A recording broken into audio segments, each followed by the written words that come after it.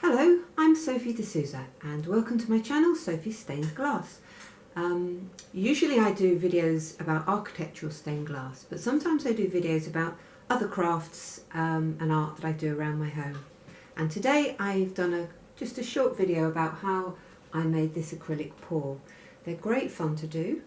You can be really spontaneous and free, and there's this wonderful sort of chance element to it.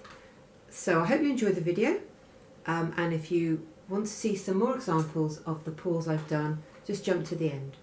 When I first started doing acrylic pours, I bought expensive paint, all acrylic, and the Flotex, which lets it down without making it too thin.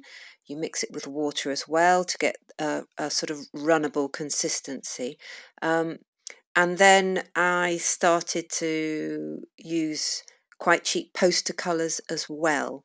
And they don't work quite as nicely, but they're much cheaper.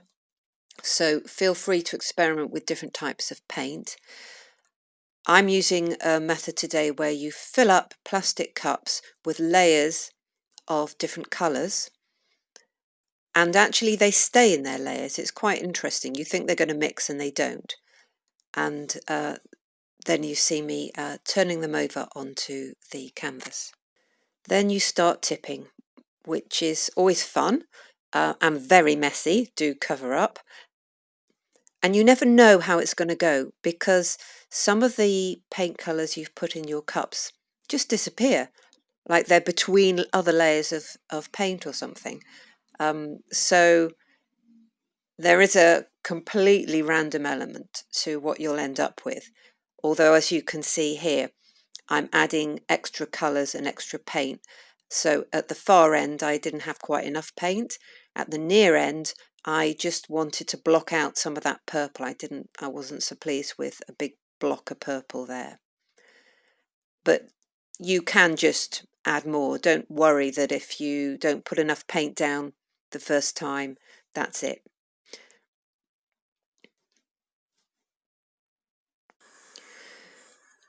And you can move the paint around with a straw or even a hairdryer. I've used a hairdryer in the past.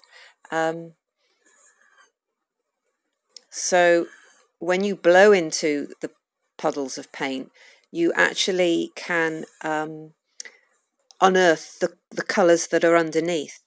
So if I think I've got too much yellow, I can get to the red underneath, or, whatever. The difficulty is knowing when to stop, because you can keep going at this stage for a very long time. And just so you know, you can't even think about moving your canvas for a couple of days because the paint's so thick, and it won't be fully dry for 4 or 5 days.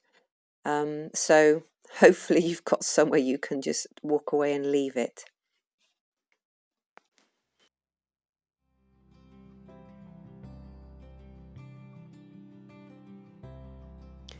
These are a few of the acrylic pours I've done in the past.